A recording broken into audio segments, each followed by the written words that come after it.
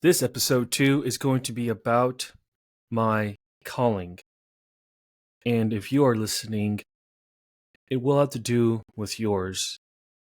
It might be adjacent instead of direct, supplementary instead of total. Yet, it's a calling to help people with gifts that you've been given and that I've been given. As I look back into my history, I like to give attention. And I pay attention to my environment and schools growing up, which led me to trouble. And this reminds me of the sensitive self that Ken Wilber talks about in his version of spiral dynamics, which we will cover a little later. And spiral dynamics is his system. It's a model from Claire Graves. And I'm using Ken's version because he is someone who was able to introduce this to the public and for me to grasp it at an understanding that I've been using to interact with people in my life and help others with theirs. And he wrote that in The Theory of Everything. And one more thing I want to say before I talk about that for a brief moment is that interacting with people had been difficult for me because growing up, there was a worldview that was in my household that viewed all other worldviews as bad. So I'm talking about the worldview that is associated with order, a worldview that was absolutistic, that demanded obedience. It was purposeful, and yet it was authoritarian. This a worldview that to me was carried on by family figures, elder family figures, and religious community leaders. And I struggled to communicate with people who had other worldviews. And I even adopted some of these worldviews subconsciously, but faced massive cognitive dissonance as I would try to repress these worldviews. And what other worldviews? Well, I'm talking about worldviews that embraced autonomy and achievement, or a worldview that embraced approval, equality, community, that was characterized by relativism. Because when I was learning how to become an adult, the resources I had to understand other worldviews was none. And though I made friends, as I said, that had other worldviews, I still didn't understand where they were truly coming from. I just thought they were inside and operating from my worldview, even though they had quirks. And I profess that I did not have, I wasn't bought into the worldview totally, into the religion that I grew up with, starting from age 9 onwards. And so, what does this matter to us, my friends? Well, it matters because I've coached people who've had self-doubt and self-deprecation. People who have issues navigating guilt and shame. And an amazing book that I'll reference right now, the book Letting Go by David Hawkins, helps me understand that shame is a basic fundamental unit of negatively charged human experience that keeps people stuck. So I've coached these people, and one example of a person to me who was plagued by self-doubt is someone who tends to say, I don't know, after them stating something that is a theory or a belief or an opinion. And there is a responsibility that they attempt to claim, but after they attempt to make a responsible verbal choice, they remove their responsibility by claiming that they don't know. But the problem is, when I say I don't know, I'm not selecting which part of that phrase has to do with the no knowledge. And then to me, it refutes everything instead of selectively refuting just the one thing. So I caution anyone who uses I don't know to end a statement that they make is to instead select that which they don't exactly know, but claim your knowledge. Claim your experience, my friends. Claim your knowledge of what you do know when you are sharing a piece of information with somebody else. So, The Theory of Everything. This is a book that came out in the year 2000. And Ken Wilber, who describes himself as a visionary thinker of inspired genius, is the developer of an integral theory of everything, embracing the truths of all the world's great traditions. What does this mean for you? What it means for you is the worldviews that you are going to encounter, as well as the worldview that you have. And what does this mean to coaching?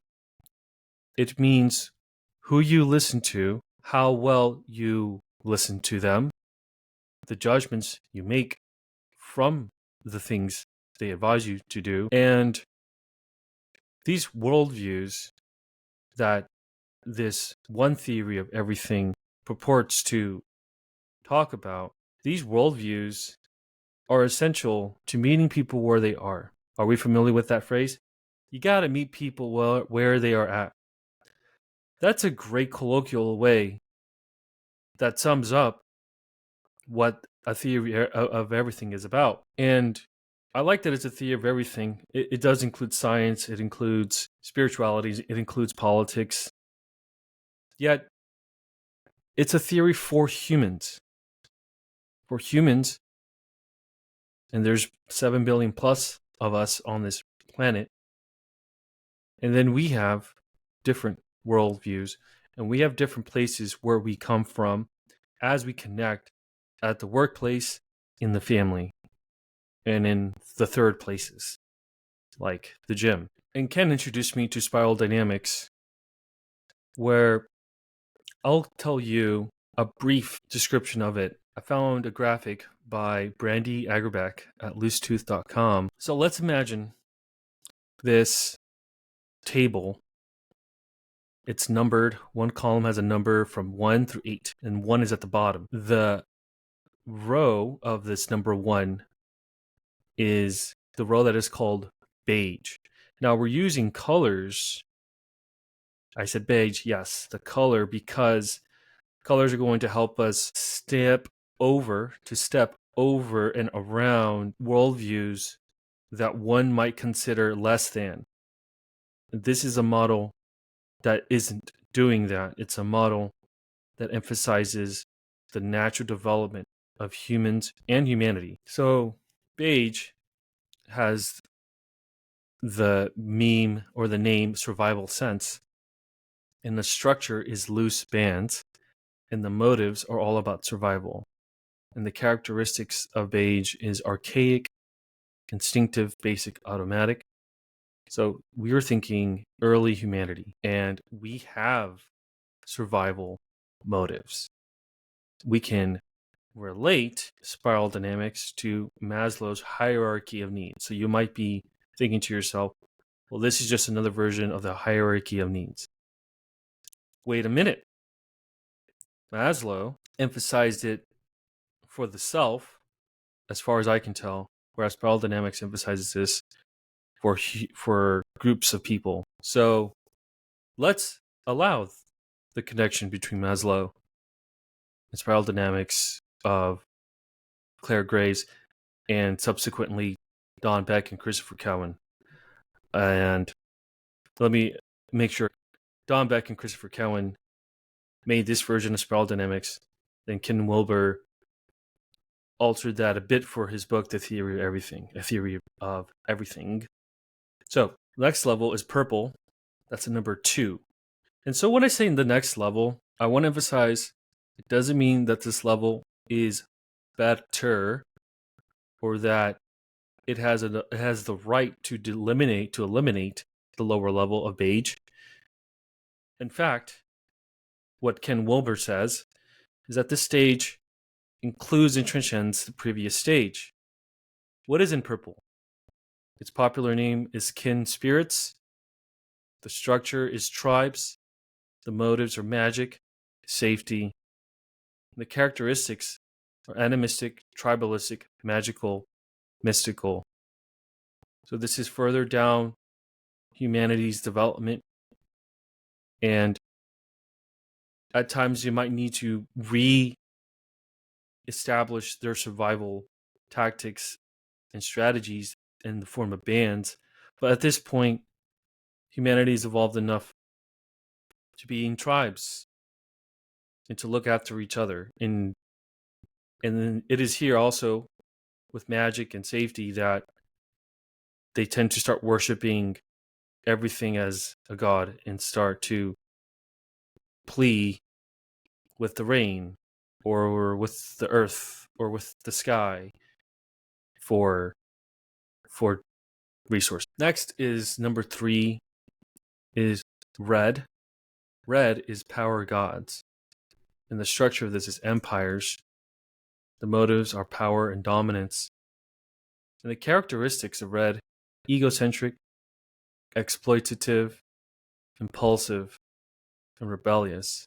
And according to this chart that was developed in 2000 and around the year 2000 to 2006, about 20% of the world's population still lives in red. And that makes sense to me. And let's revisit that red transcends and includes purple, transcends and includes beige. Red, the empire. There are empires without in society, and there are red interiors of ourselves. We meet people who play the game of life for power.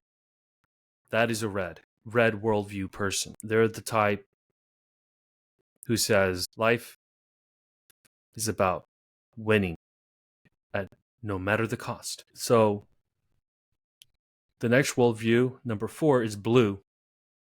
Blue is truth force, and this is what I was mentioning before. Blue structure is pyramidal, and blue's motives is order, right, and wrong. And blue's characteristics is absolutistic, obedient, purposeful, and authoritarian, with 40% of the world's population. And I quote Ken Wilber on blue. Here, life has meaning, direction, and purpose, with outcomes determined by an all-powerful other, or order. This righteous order enforces a code of conduct based on absolutist and unvarying principles of quote-unquote right and quote-unquote wrong. And where do we see blue? In Puritan America, Confucian China, Dickensian England, Singapore discipline. And blue, that is a worldview that does transcend and include red and purple and beige. And I can say in my life, I've been able to activate red as needed, striving for power over others, or I've been able to strive into purple, banding with people so I could feel safe. And blue has its merits, and also it has its own shadow, just as red has its merits and has its own shadow. Same for purple and same for beige. Now, let's look at 5, which is orange. Orange, strive, drive, has a delegative structure with motives for autonomy and achievement. Orange, materialistic, strategic, ambitious, and individualistic. Ken Wilber, and I quote him, says, "At this wave, the self escapes from the herd mentality of blue and seeks truth and meaning in individualistic terms. Hypothetico-deductive, experimental, objective, mechanistic, operational, scientific in the typical sense. The world is a rational and well-oiled machine with natural laws that can be learned, mastered, and manipulated for one's own purposes. And I quote Ken, where do we see this? The Enlightenment, Ayn Rand, Atlas Shrugged, Wall Street, emerging middle classes around the world, cosmetics industry, trophy hunting, colonialism. And this is the worldview where we see people emphasizing that it's all of this human experience comes down to chemistry in the brain, to those neurotransmitters that we can alter through medicine or through difficult behavioral training type experiences. And this isn't something I subscribe to. I encountered this, yet it seems for me when I look back at my development, I did experience orange individuals, but I never did fully place everything onto that belief that I am just a random collection of matter. I think I owe this to the blue. Orange does transcend and include blue. So, moving on to green. Green is a sensitive self. Green has egalitarian structures. It has motives in approval, equality, and community. Its characteristics are relativistic, personalistic, sensitive, and pluralistic.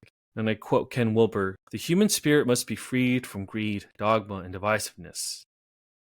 With green, feelings and caring supersede cold rationality, cherishing of the earth, Gaia, life. Against hierarchy, establishes lateral bonding and linking, permeable self, relational self, group intermeshing, emphasis on dialogue, relationships, basis of value communities, reaches decisions through reconciliation and consensus. And I quote Ken, where seen, deep ecology, postmodernism, Netherlands idealism, Canadian healthcare, humanistic psychology, World Council of Churches, Greenpeace. My experience with green has been most of my adult life after 24. And I say that because I started to recognize that my level of autonomy, as much as I wanted it during college, I achieved that. And then I was able to find new relationships based on building community. And many of my listeners all emphasize this level of community building. And green, to me, is a popular worldview in Austin, Texas, as I meet individuals building these communities and gatherings and then inside of these gatherings, they do a great job sidestepping the red and blue, red with its power-driven people and agendas, and blue with the morality that's involved with striking other people's beliefs or what they wear as bad as opposed to good. So this is inside first tier consciousness. These 6 levels that I just mentioned, from beige to purple to red to blue to orange to green. And here's the thing, my friends. Inside of first tier, each of these worldviews views the other worldviews as less than, inferior. And I can see that. And I can see how conflict arises within communities and relationships, but also among nations and states, and how wars break out. Of course, there can be 2 states that are both blue, and then they'll use the blue of one is the right guy, the other is the bad guy, that dichotomy, to go to war.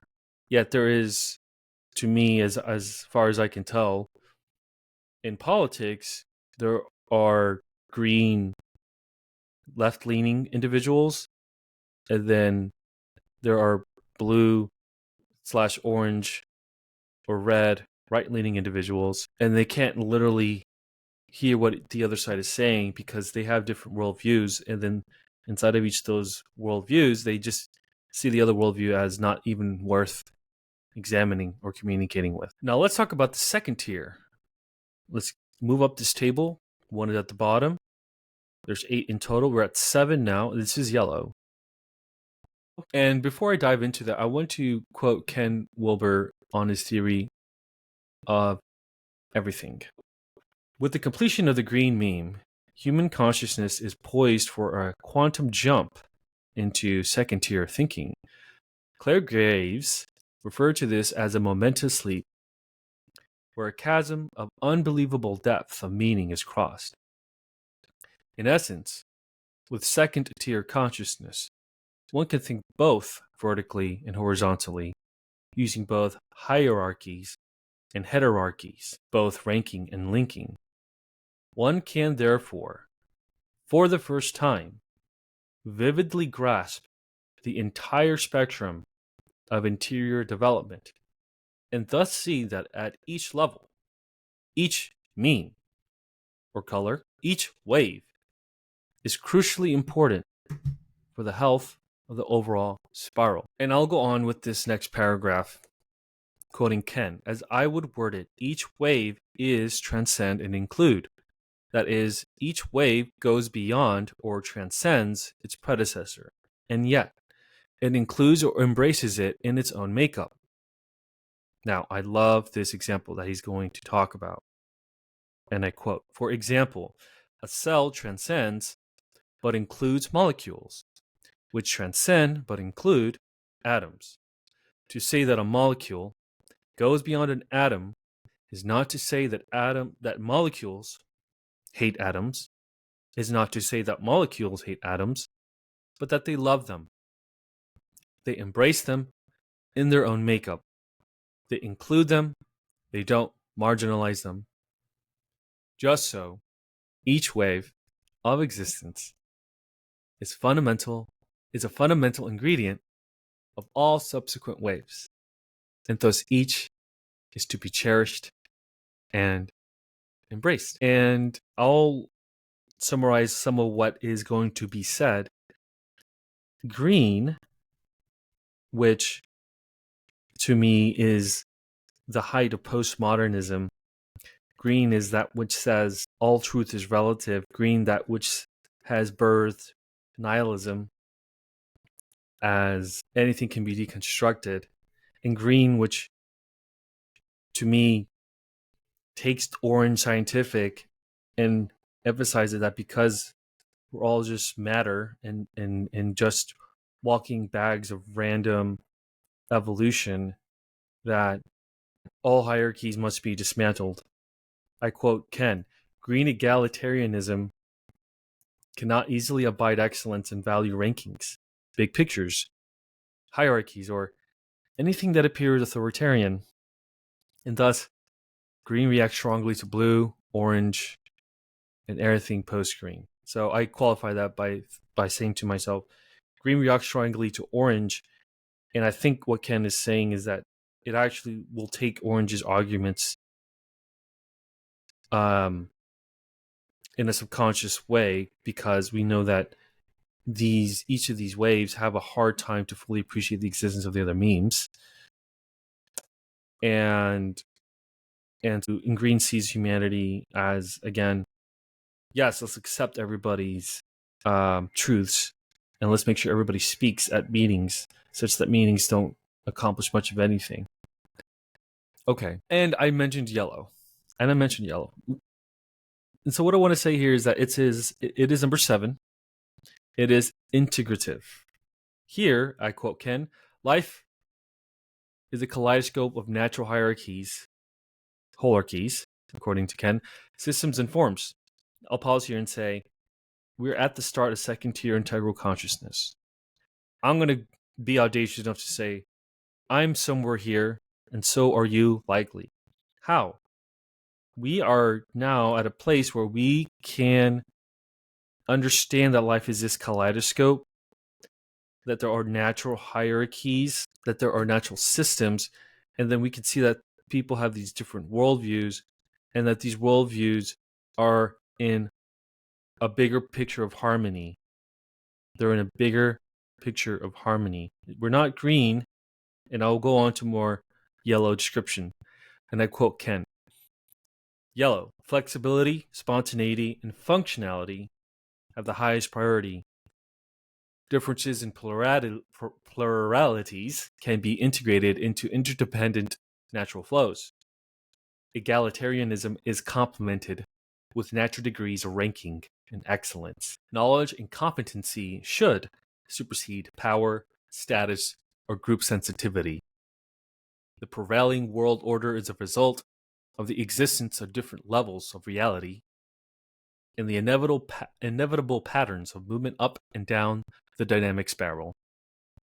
Good governance facilitates the emergence of entities through the increasing complexity, nested hierarchy. So, what I'm reading here is that there are patterns in this world that fit into natural hierarchies, that we can all coexist well, and yet each of us have a different worldview, and we can meet each other where we are at and appreciate that development of each of the 6 levels that were before 7.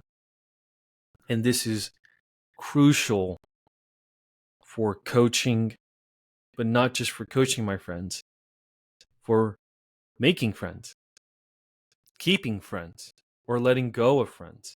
And not just friends, but anybody in your life that is causing strong reactions within you. I'll mention 8, which is turquoise. 8 is turquoise. And Ken Wilber, I quote, universal holistic system, turquoise, holons waves of integrative energies, unites feeling with knowledge, multiple levels interwoven into one conscious system, universal order, but in a conscious living fashion, not based on external rules like blue or group bonds like green. Turquoise thinking uses the entire spiral, sees multiple levels of interaction, detects harmonics, the mystical forces, and the pervasive flow states that permeate any organization. So we might be here too, my friends, as this is the place that Ken explicitly states that we see the multiple levels of interaction and we see this entire spiral. And I'll add, 8 is not the end of the spiral. There's more levels above. It's just a little difficult to understand those. So I'll pause where we are at with Ken, with this theory of everything, and talk about what it means for me to use this in coaching situations. So let me give you a clear example. I had someone who was focusing on blue in their life. And I know this because they emphasized for themselves masculinity. They emphasized the Christian God as important for their life. They emphasized that certain actions that they witnessed were wrong according to their Christian religion. And they were my client, and I didn't know about this part of them until they revealed it later in our sessions. And it seems to me that a person who is in green, and what is green? Green is about approval, community, egalitarianism, sensitivity. A green, pure green, would not respond well to that and to what they would witness.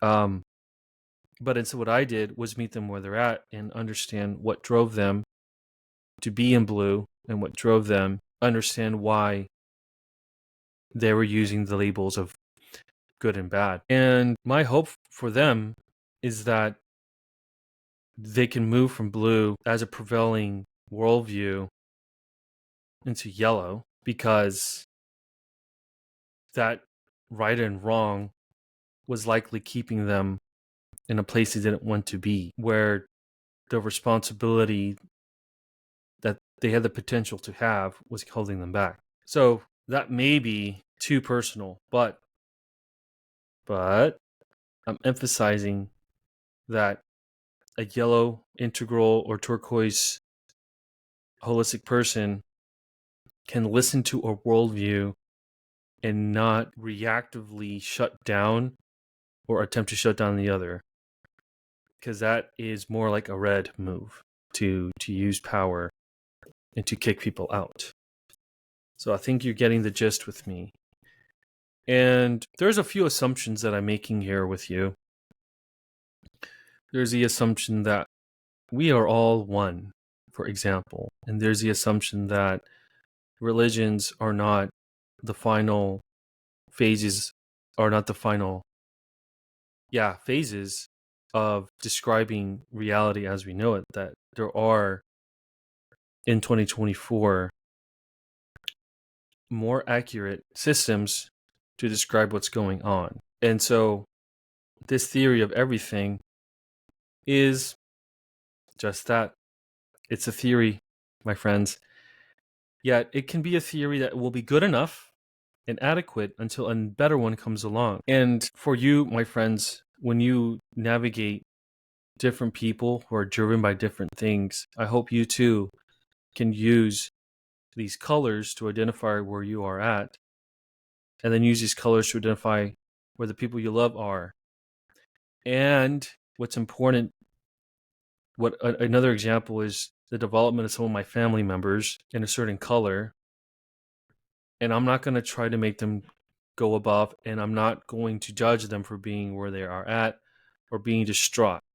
Instead, some people's entire existence is in one color. Let's get that clear. Some people are beige for the rest of their life. Who are they? The nomadic loose bands in remote areas of our planet right now. Some people are in purple, born in purple, and stay there for the rest of their life, and so on.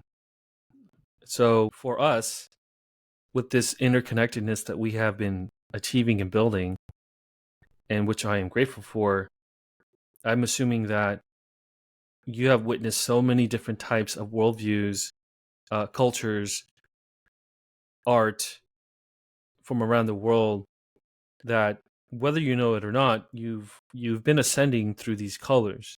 You're likely at green or yellow or turquoise. And there's a responsibility that I'm noticing and becoming aware of, is using the language that is available for yellow to help other people and worldviews that are in first tier consciousness to connect with each other better, or to help them develop along that one color, likely for the rest of their life.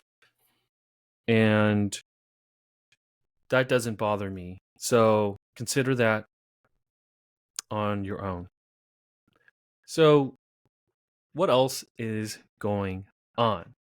I'm glad we have charted these waters of a heady theory, and it still makes me want to relate this to coaching. So I talked about using a level of language to help me connect with other people, and that's what prompted me to start this journey into coaching.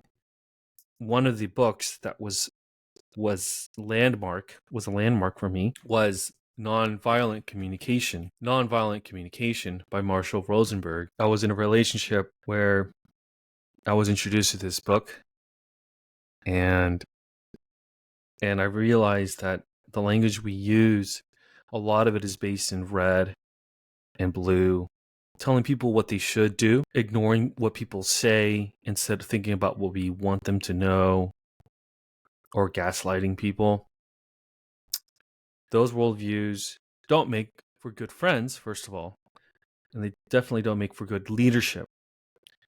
I mention coaching a lot, yet all of this applies to leaders. So this is for the leaders listening to me.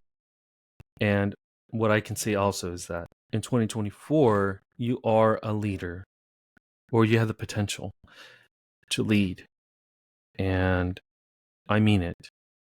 As more and more compute is given to us through AI, then let's develop vocabulary, language, and conditions for that compute to promote good human harmony. So what I see is that in this worldview, coaching in leadership, coaching among friends, it will be ubiquitous, as Sir John Whitmore said it would be when he wrote his book, Coaching for Performance, in the 90s. And another book that comes up for me is Mark Gaffney's Unique Self. So I talked about an assumption I made that we are all one. We are all one, even on an objective level. And so how will I share this with you? If we go back to Ken Wilber's Transcend and Include, where he talks about a molecule transcends and includes atoms, and cells transcend and include molecules. Just that, if we keep going up that chain, we're going to see that we are transcending and including. We see this chain going all the way up through the universe at large. So another way to describe this is that Mark Gaffney, when he talks about the true self, which is the fifth or the sixth of the total amount of selves that he mentions in his book, Unique Self, there's a number of one. There's a total number of one true selves. And that's us. And you could call it the love, intelligence, or God that is witnessing itself through our eyes. And so if you can imagine that there is one being and it is experiencing 7 billion consciousness through those 7 billion pairs of eyes. And then what then, though? Because that is an Eastern traditional way of viewing reality, that we are one. Okay, cool. And we're integrating that. And this is for my listeners who have accepted that and have experienced that. And I'd love to be challenged by this if you want, so I can further talk about that, or if that doesn't make sense for you.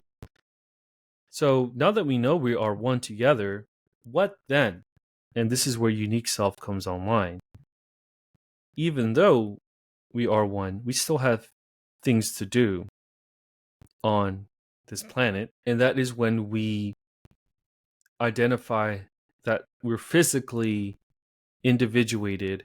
With that physical individuation, there's a physical set of gifts, along with psycho, spiritual, mental gifts to harmonize with each other. And this goes back to the more well-known topic of finding your purpose. And to me, my thought is that it is likely impossible to find purpose without understanding that we are one. Then after we have that discovery, then we can say out of the one, we become unique inside of that one. And then we start to tap into what we're truly called to do. And what does that mean? Most of us listening here are interested in businesses, starting them as entrepreneurs, or we're running them already. Now, this is where Dan Koh enters the picture. Now, Dan Koh is an author, a co-founder software company, and is obsessed with the mind, the internet, and the future. And this is an individual, a contemporary, who I found through YouTube. And about a year ago, I invested into his courses about writing online, and has resulted in a podcast like this being available. And what Dan Koh emphasized well and articulates well is that entrepreneurship is another level of spirituality. That might be a misquote, but I want to emphasize that spiritual progress has to do with entrepreneurship. And I stress that given the compute that AI is capable of, that we no longer need to do, and the amount of manual work that we no longer have to do, then it is vital for us to get creative and create solutions for problems that we see. That entrepreneurship is the lifeline. Oh, and when I was writing, thanks to Dan Koh, I was gung-ho on writing about these topics that I'm sharing today. mostly the psychology of self. And previously, when I look back at the academic institutions that I attended, the one thing I give them credit for is that they did emphasize history. And I didn't do that so much with my writing. Instead, I'll tell you this as a kind of a tip that I was really focused on marketing for about the past year, marketing in terms of top of funnel content. And what that means is that I spent time on the surface, communicating with people often. And while that has its merits, it resulted in less depth for my business, which in fact, at its core, is less depth in my solution, because I didn't go deep into discovering problems. So this is what this podcast is about. And this is what is driving me to share with you some history. And history, while we're here, is shaped by generations. So what I mean is, right now we have the Zoomers coming up, and with them, TikTok. Before that, I'm part of the millennials. And before that, we have the boomers. And I wanted to talk about the boomers because Ken does.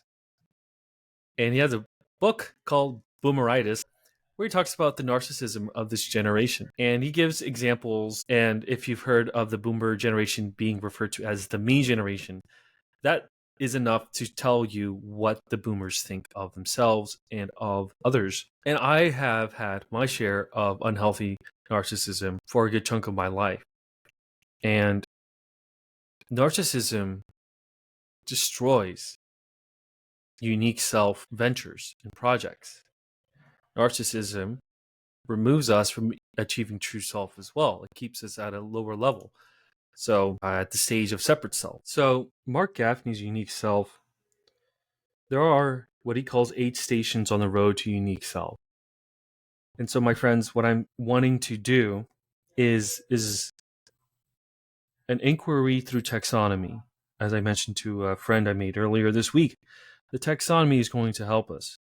It might not be purely accurate to 100%, but let's use this to navigate through interactions, relationships that are vital for our business, for our success, and for our happiness. And for Mark Gaffney's 8 stations on the road to unique self, say station 4 is true self, station 3 is false self, station 5 is unique self. So I want to mention station 3 with false self for just a moment here. And I quote, "In this station, you take an essential step in the transformation and evolution of your identity.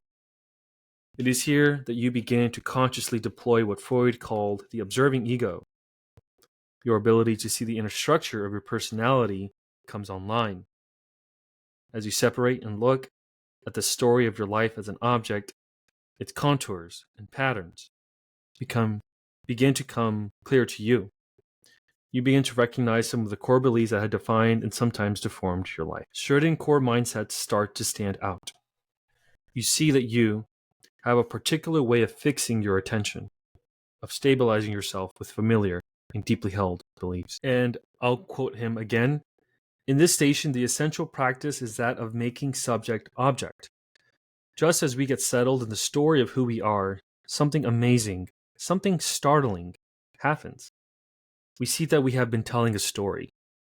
The entire narrative that we have formulated, the one that we have become so accustomed to, so comfortable with, slips from our subjective experience and becomes an object, an artifact." And so what I read from here is that we become fixated on the story that we've been telling ourselves. I became fixated on my story. And one example of me in my life stepping outside of that story was when I joined this network marketing group.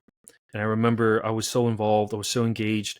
One day I'm at a arena with thousands of other marketing members.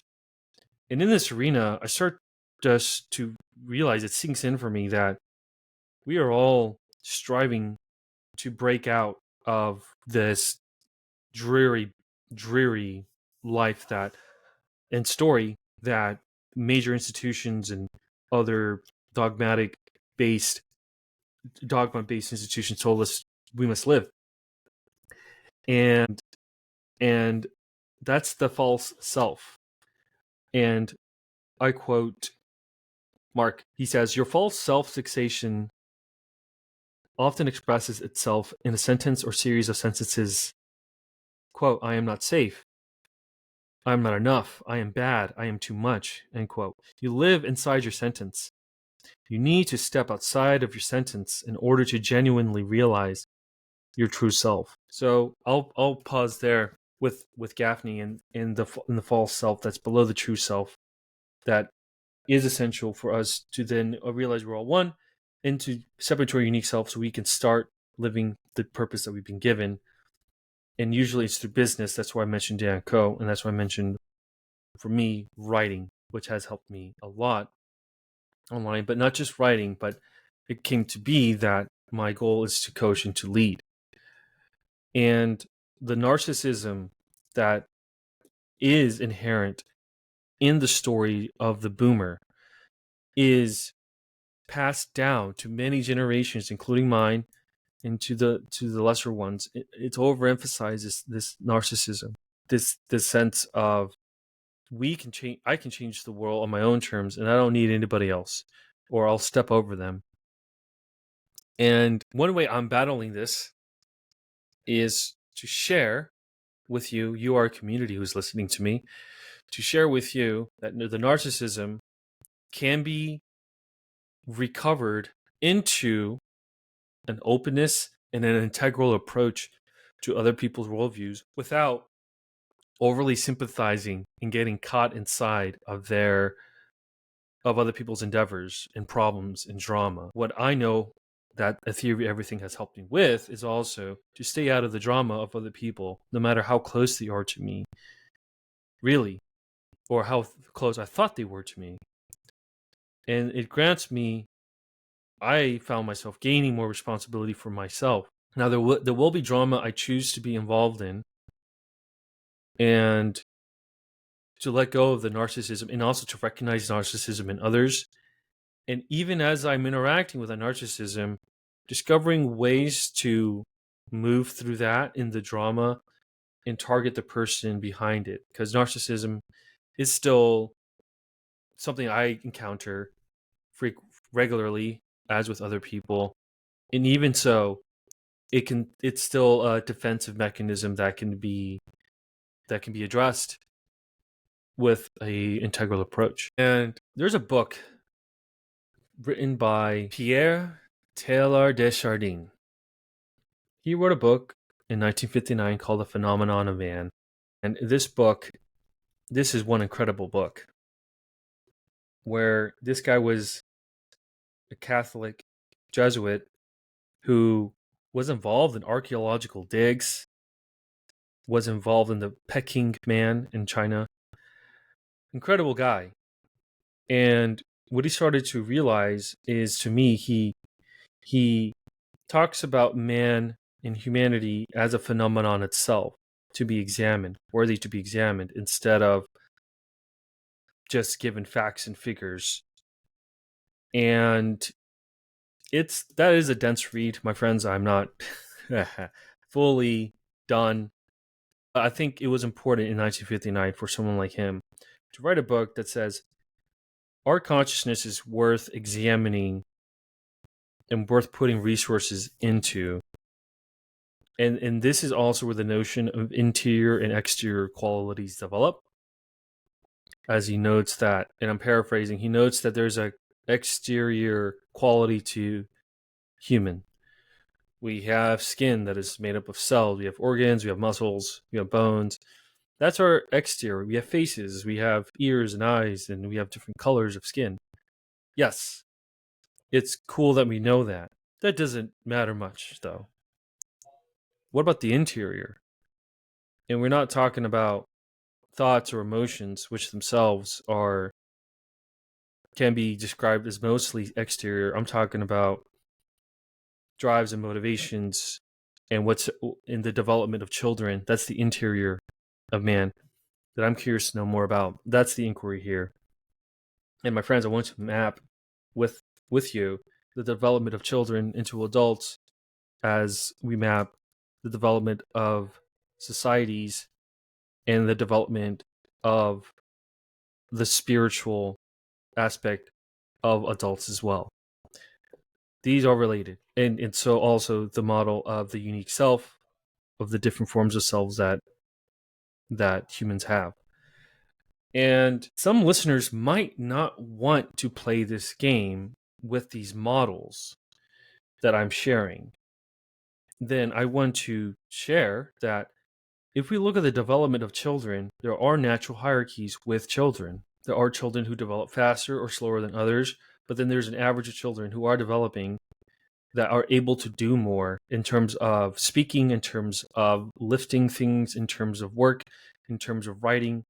These cognitive skills develop with children. So if that's natural hierarchy exists in which all levels of first year consciousness can agree that exists with children, then what is now the point in your belief, if you're a green person, because I am addressing the green people here who believe everything is relative. If there's a natural hierarchy that emerges with children and you deny all hierarchies, then are you including that of the child, who we see there's a hierarchical development of them? And then is not that development reflected across the evolution of humans? So what does this mean anyways? What does this mean for coaching? What does it mean for teaching? What does it mean for striving? What does it mean for career development? What does it mean for business executives? What we're saying here is that we're not stuck permanently in one place. You're not stuck permanently in one place. These developmental models are to emphasize that there is a potential within all of us listening to improve ourselves. That is the best way I can put this right now. And what is the argument I'm making for coaching? The argument would be that because we understand this new psychology at the integral level, that means each of us from wildly different backgrounds have the potential to unlock other people at any worldview, including integral, even including turquoise, to move further along their development in the same level in worldview, or to move up the stage.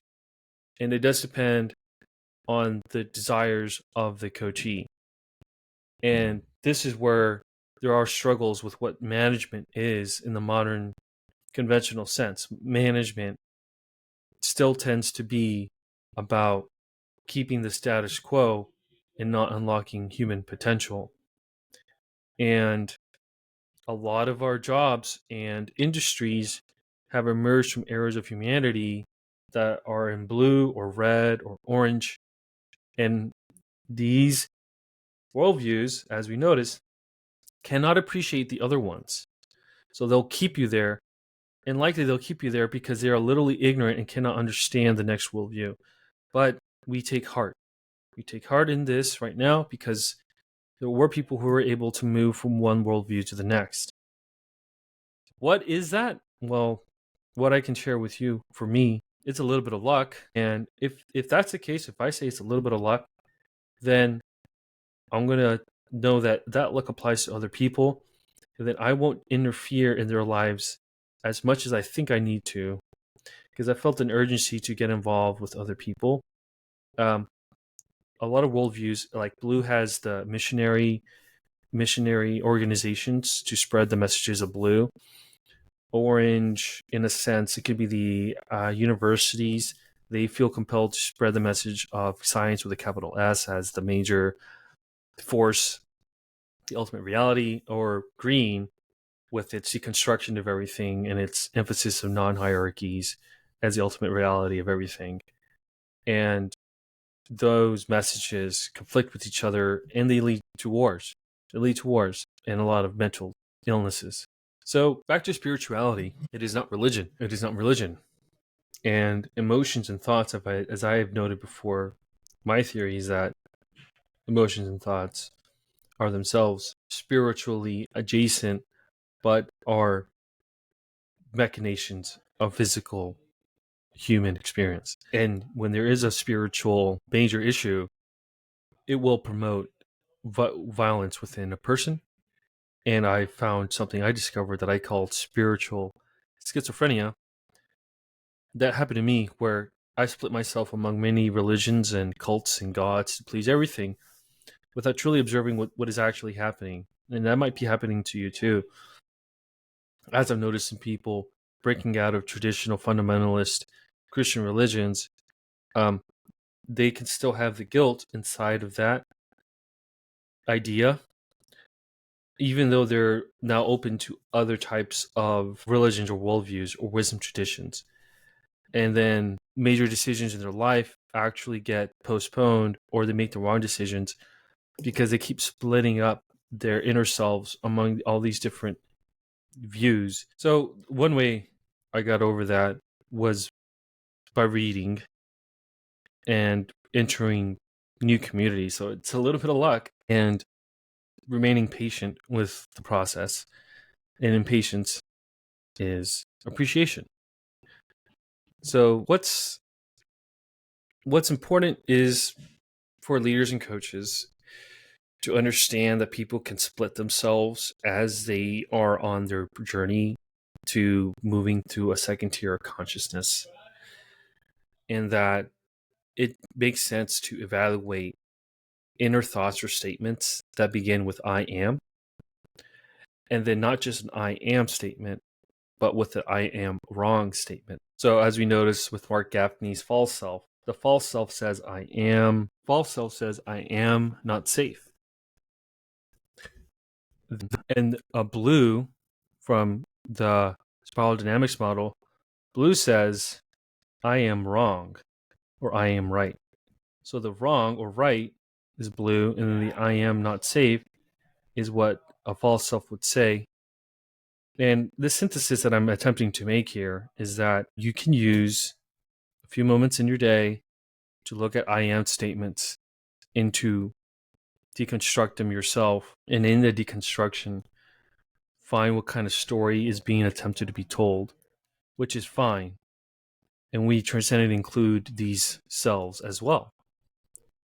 The false self transcends and includes the separate self, transcends and includes true self, transcends and includes unique self, friends. That might be the other way around, but I think you know what I mean with unique self, transcending and including all of those before it. So one more word I'm going to put out here is that of equanimity. And this was a concept introduced to me by Shinzen Young. Shinzen Young is an American meditation teacher, and he was originally ordained in Japan as a monk in the Shingon tradition. And equanimity is the quality of being calm and even-tempered. And what Shinzen said was that, paraphrasing, despite tragedies in the world and existential risks, one can act in one's own way, considering themselves and what's presently in front of them and around them. And even though, and I'll use myself as an example, even though I receive news about wild elections or wild wars, I am not involved in those dramas and deaths and lives of those things. I'm here running a podcast. And just like other people in other places around the world can't do anything about it. And it's not that they're powerless. It's that what they have power in, what I have power in, is to transmit information that I believe is going to raise your awareness and raise your responsibility through this format. So what does this mean to the coaching process with equanimity? This is when we are taking responsibility as coaches and as leaders with our quote unquote subordinates for a leader. What does it mean? People want to feel understood. And that's when we use these worldviews and our understanding of them to meet them where they are at, and then to use vocabulary and language to guide them through tasks and activities for them to accomplish what they need.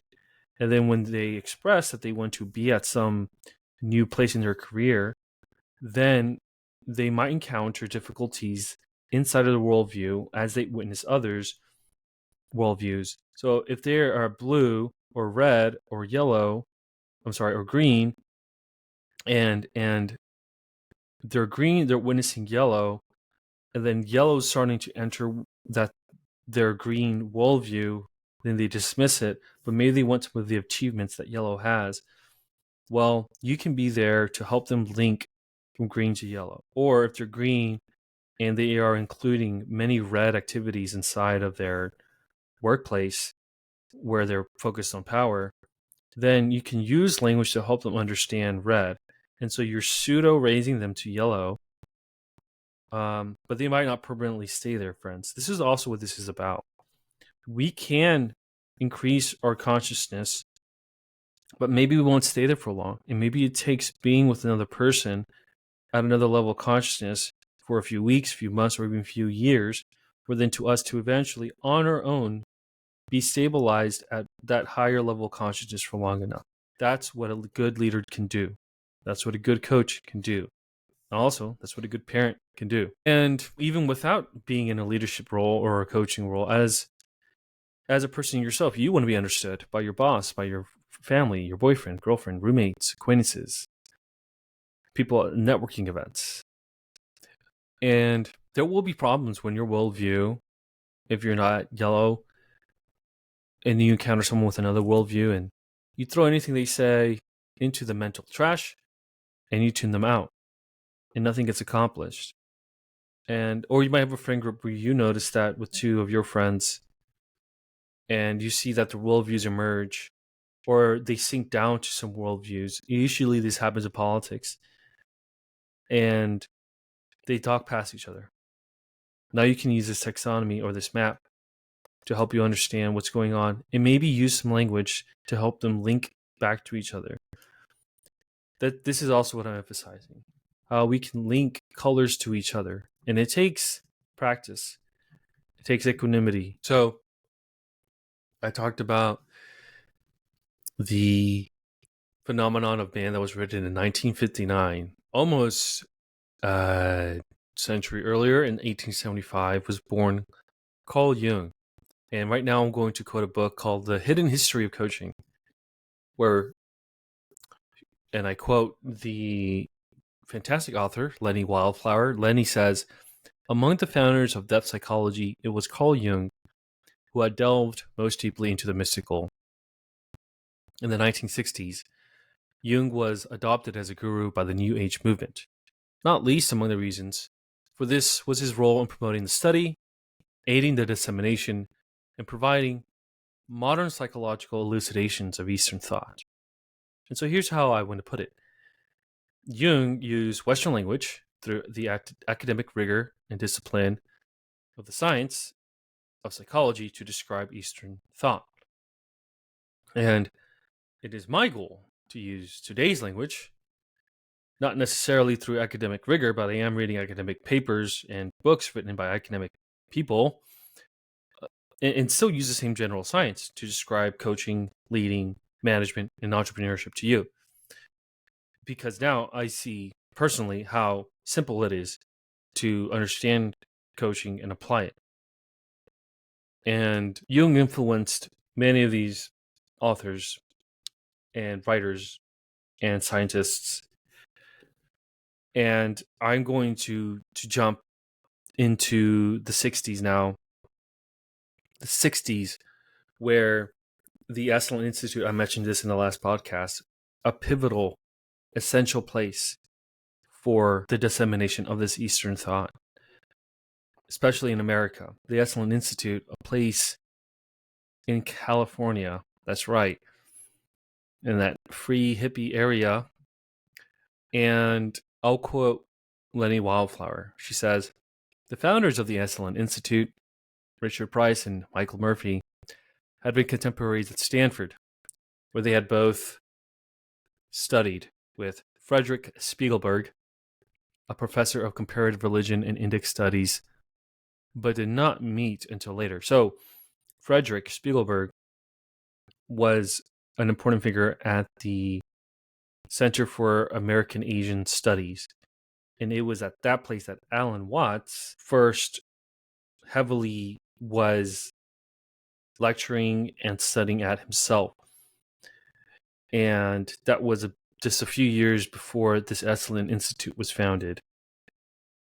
And we know Alan Watts, a crucial figure, and we still see him on YouTube or on social media short form content.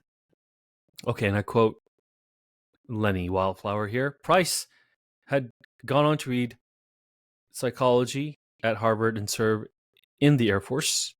In San Francisco, he encountered the British philosopher Alan Watts, who was a major figure in introducing Westerners to Zen Buddhism and other fragrances of Eastern philosophy and religion. Another profound influence on Price was a lecture delivered by the novelist Aldous Huxley on human potentialities. And Aldous is an interesting figure, writing the novel Brave New World, but also he wrote about the perennial philosophy.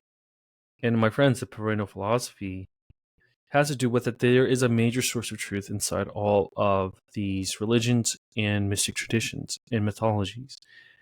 And then this comes back to this worldview that is yellow or turquoise, where we are doing our best to extract the wisdom of all peoples and keep out the bad.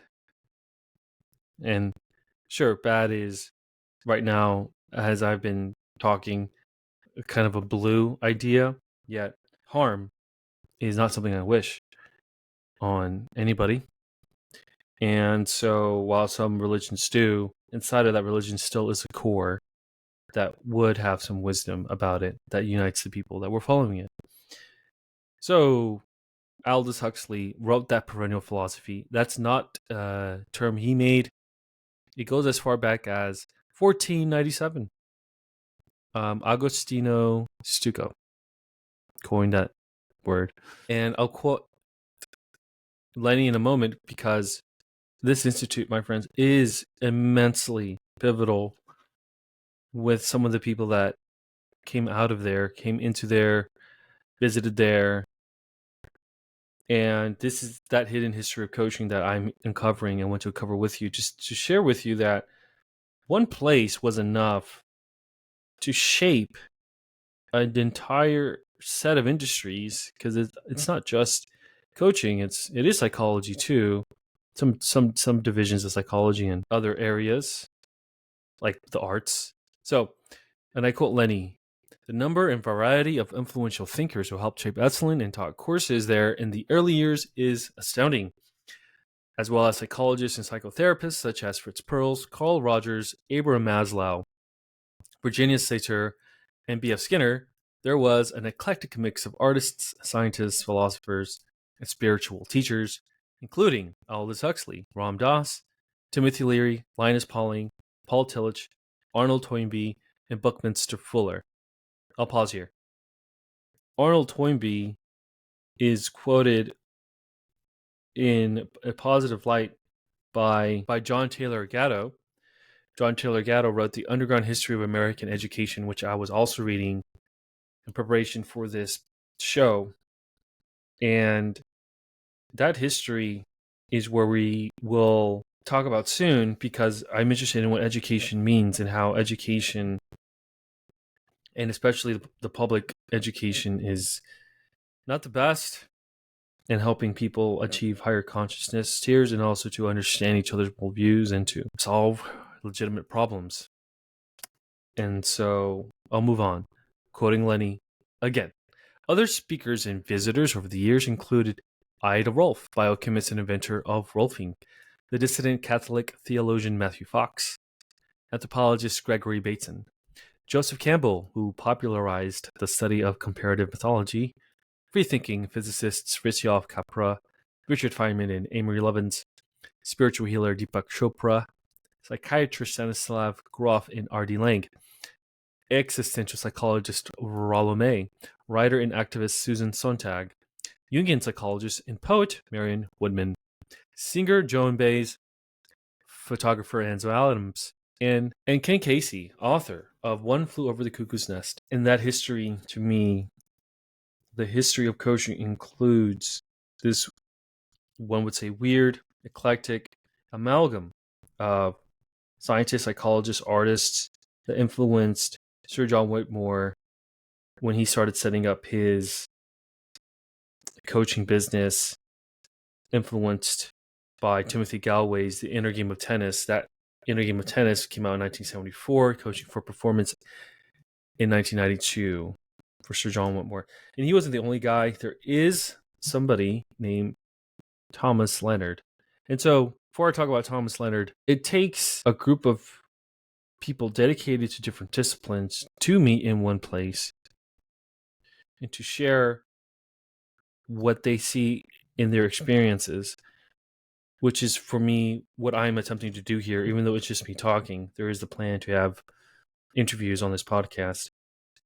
And what is also, this podcast is a tool to facilitate in-person events and even organizations and even physical events with physical permanence for people to exchange ideas.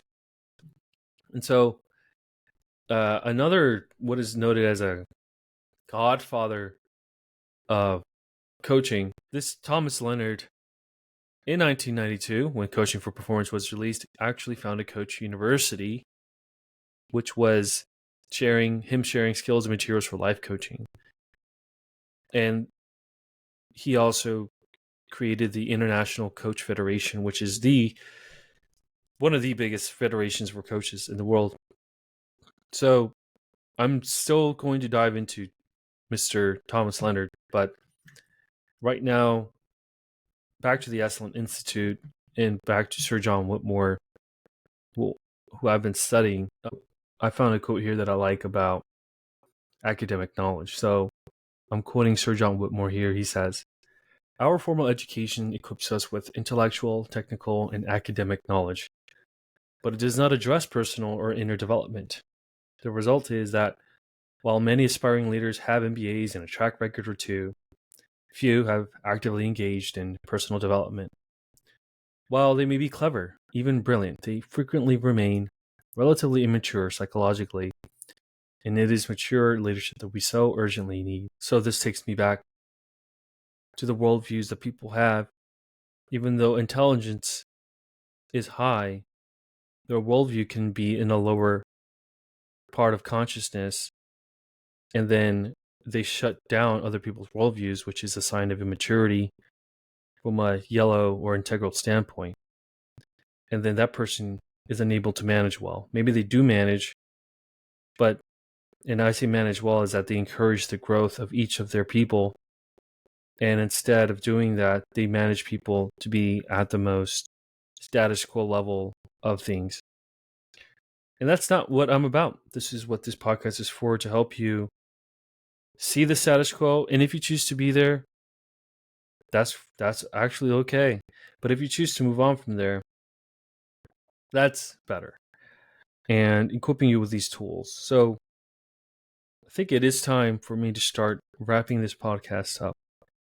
And with this show, we're going to continue to dive into this amazing history and the disciplines that lead us to coaching.